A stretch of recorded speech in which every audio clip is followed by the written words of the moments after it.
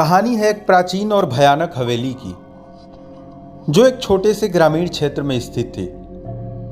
गांव का नाम था मृत्यु नगरी और इस गांव की पहचान उस खतरनाक हवेली से होती थी। इस हवेली का निर्माण सैकड़ों वर्ष पहले एक अत्यंत धनी जमींदार राजेश ठाकुर ने किया था। राजेश ठाकुर अपने समय का एक निर्मम व्यक्ति था। हवेली के निर्माण के दौरान कई निर्दोष मजदूरों की जान जाने की घटनाएं सामने आई। कहा जाता है कि राजेश ठाकुर ने हवेली में दबी खजाने की खोज में कई बलिदान दिए थे। इन घटनाओं के बाद हवेली में अजीब और डरावनी घटनाएं घटित होने लगी और धीरे धीरे वह दोबारा कभी न खुलने वाली जगह बन गई। हवेली को हमेशा के लिए बंद कर दिया गया। लेकिन सालों बाद एक युवा शोधकर्ता वीरेंद्र ने तय किया कि वह इस हवेली के रहस्यों का पता लगाएगा। वीरेंद्र का मानना था कि इन घटनाओं के पीछे कुछ न कुछ सच्चाई तो जरूर होगी। वीरेंद्र के साथ उसके 4 और दोस्त आर्यन, सीमा, रोहित और नेहा भी जाने को तैयार हो गए। एक दिन सभी मित्र पूरी तैयारी के साथ हवेली की ओर निकल पड़े। हवेली पहुंचते ही उनकी आंखों के सामने एक विचित्र दृश्य था। जैसे टूटे फूटे दरवाजे, खिड़कियों पर लगे हुए जाले, बड़ी बड़ी दीवारें और चारों तरफ छाया हुआ सन्नाटा। हवेली के दरवाजे पर पहुंचकर वीरेंद्र ने अपनी मशाल जलाई, क्योंकि हवेली में बहुत अंधेरा था और सब अंदर की ओर बढ़ गए। जैसे ही उन्होंने हवेली में कदम रखा, चारों ओर सन्नाटा बढ़ गया। हल्की हल्की ठंडी हवा चलने लगी। उन्होंने हवेली के विभिन्न हिस्सों की जांच शुरू कर दी। हर कक्ष में उन्हें अजीब और डरावनी चीजें दिखी, जैसे टूटे फूटे फर्नीचर, जमीन पर खून के धब्बे और दीवारों पर अजीब से निशान। जांच करते करते वे हवेली के एक बड़े हॉल में पहुंच गए, जहां एक राजसी सिंहासन पड़ा था। सिंहासन देखकर उन्हें महसूस हुआ कि यहां कुछ रहस्यमयी चीज तो है। और जैसे ही उन्होंने सिंहासन को छुआ, पूरा कक्ष अंधेरे में डूब गया, मानो वहां घुप अंधेरा छा गया और हवा में ठंडक बढ़ गई। और अगले ही पल एक भूतिया बड़ी सी आकृति उनके समक्ष प्रकट हुई। वह आकृति राजेश ठाकुर की आत्मा थी। आत्मा ने क्रोधित आवाज में कहा, इस हवेली में तुम्हारा स्वागत है, लेकिन जो भी मेरे रहस्यों को जानने का प्रयास करेगा उसे मुझसे सामना करना होगा। वीरेंद्र और उसके दोस्त डर गए, लेकिन उन्होंने साहस दिखाया। वीरेंद्र ने आत्मा से पूछा, हम यहां सच जानने आए हैं, तुम्हें कोई नुकसान पहुंचाने नहीं आए हैं। तुम्हें किसी विशेष कारण से शापित किया गया है। हम कैसे तुम्हारी मदद कर सकते हैं?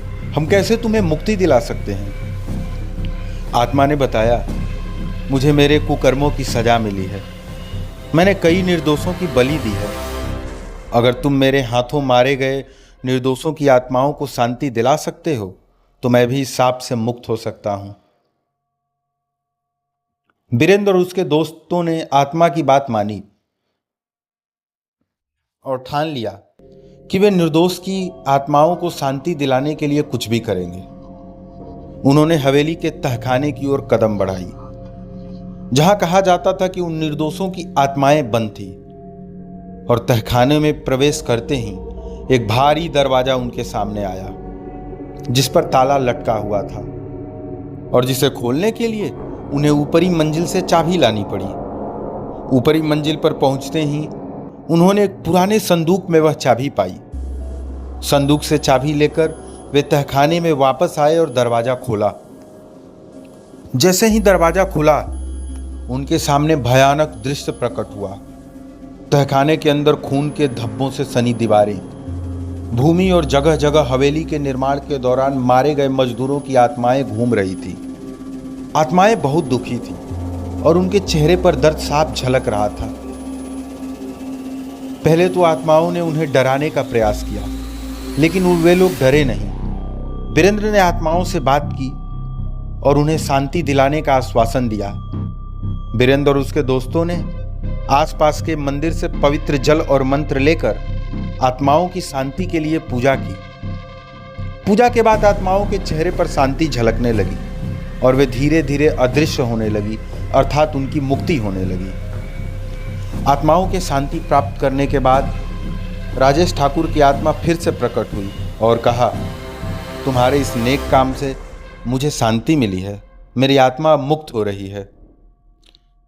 राजेश ठाकुर की आत्मा में वीरेंद्र और उनके दोस्तों को धन्यवाद कहा और हमेशा के लिए अदृश्य हो गई और उसे मुक्ति मिल गई और हवेली से भूतिया गतिविधियां समाप्त हो गई और गांव में फिर से शांति का माहौल लौट आया।